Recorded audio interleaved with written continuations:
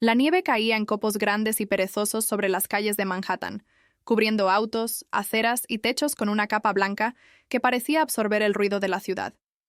Desde la ventanilla del taxi, veía las luces navideñas reflejadas en Midamsman, los charcos helados, como pequeñas constelaciones atrapadas en el suelo. La ciudad estaba hermosa.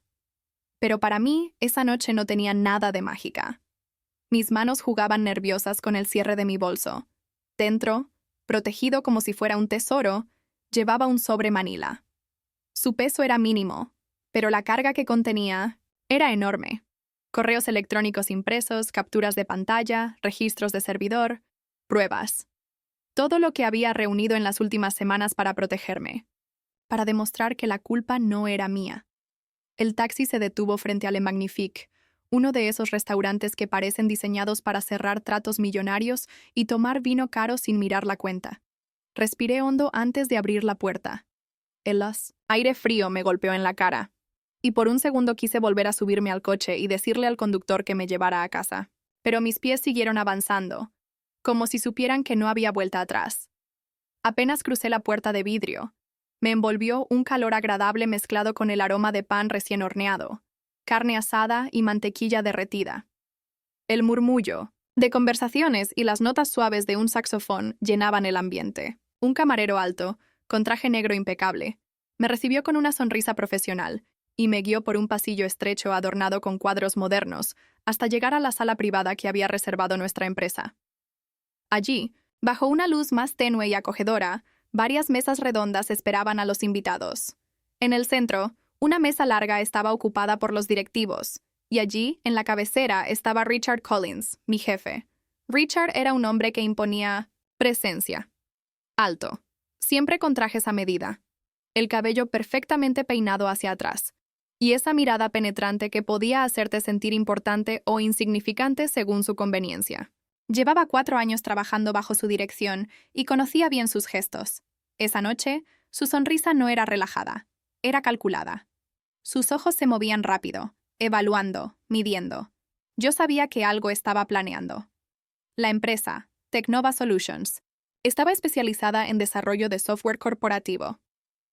Yo trabajaba como Project Manager, y mi último gran reto había sido liderar Orion, un sistema innovador que prometía duplicar nuestras ganancias. El proyecto había avanzado bien, hasta que una falla técnica lo retrasó 3 semanas, costándole a la compañía más de $100,000. No era culpa mía, pero los rumores... los rumores son como el humo. No sabes de dónde vienen, pero te envuelven igual.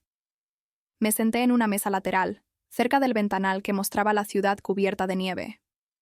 Intenté relajarme observando los copos caer, pero pronto sentí una mirada fija en mí. Era Amanda, la jefa de marketing. Sonreía con cortesía, pero sus ojos tenían filo. Se inclinó hacia Daniel, del equipo de desarrollo, y le susurró algo. Él bajó la mirada. No era paranoia. Lo había visto antes.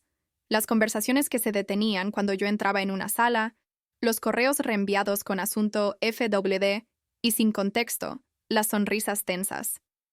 Era el ambiente perfecto para un golpe público. Fue un martes. El zumbido de Mina Centocenti, los servidores llenaba la oficina.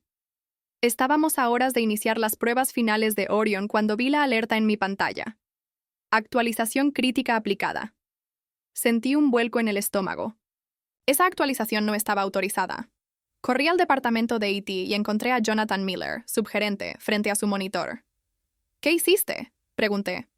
Solo instalé un parche de seguridad, respondió con calma. No pensé que fuera a causar problemas, pero los causó. El sistema colapsó. Se perdieron datos temporales y el cliente principal llamó furioso. Esa noche, revisando los registros, vi su firma digital en la autorización. Guardé todo. Sabía que lo necesitaría. El primer plato llegó. Crema de langosta con pan artesanal. El murmullo de conversaciones era constante, pero para mí todo sonaba lejano. Richard se puso de pie, golpeó su copa con una cucharilla y el sonido metálico cortó el aire. Quiero agradecerles por el esfuerzo de este año, comenzó. No ha sido fácil, pero hemos logrado mucho. Sin embargo, pausa calculada. No todo ha sido perfecto. Mis dedos se cerraron en un puño bajo la mesa. Quiero hablar del proyecto Orion, continuó. Un proyecto costoso, ambicioso y que sufrió un retraso grave. Retraso que pudo evitarse con mejor supervisión.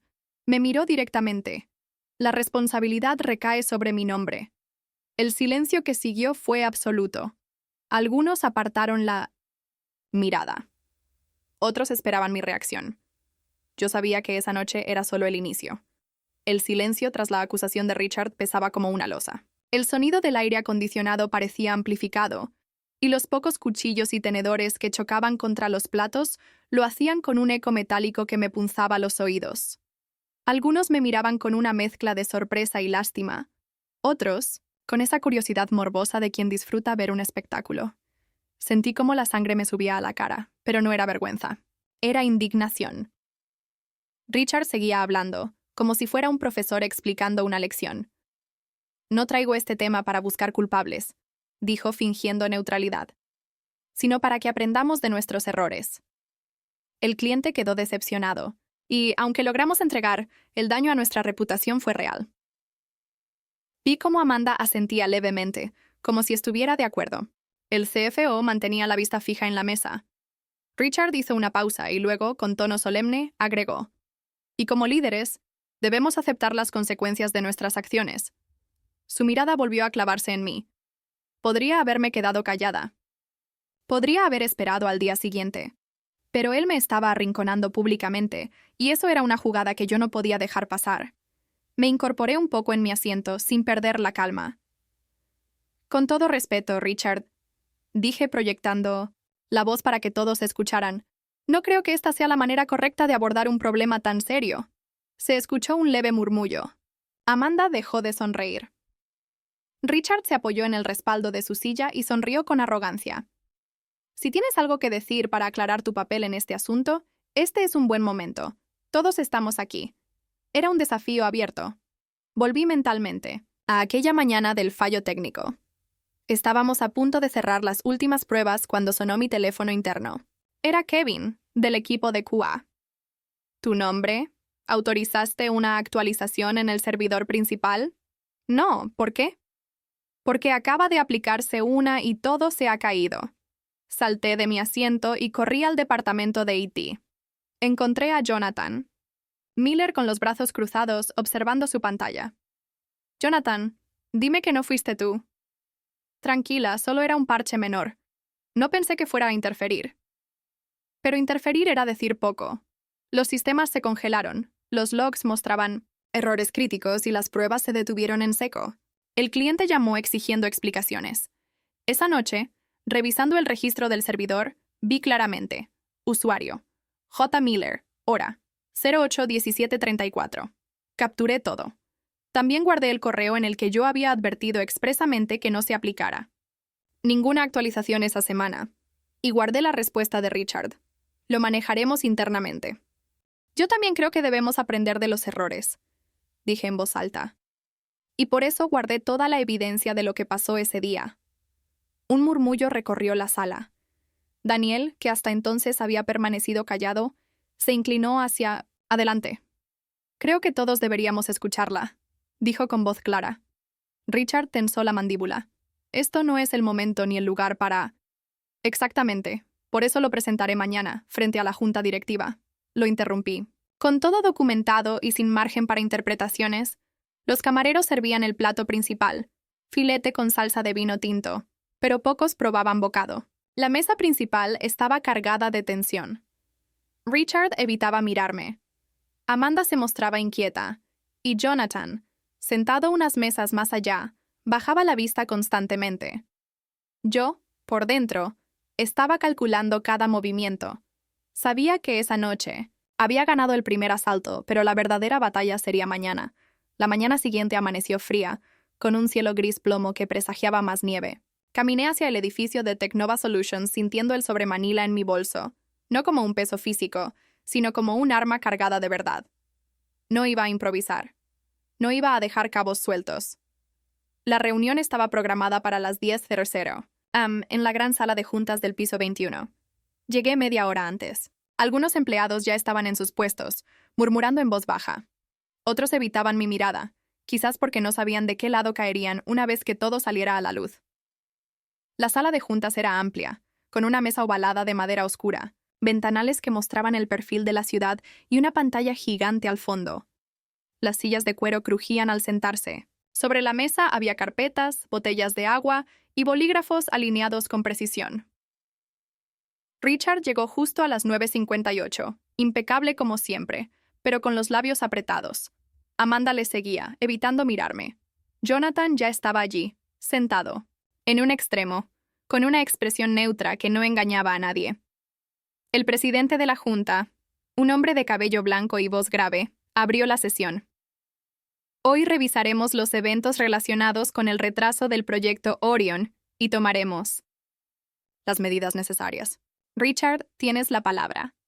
Richard se levantó y comenzó un discurso cargado de tecnicismos y frases cuidadosamente escogidas.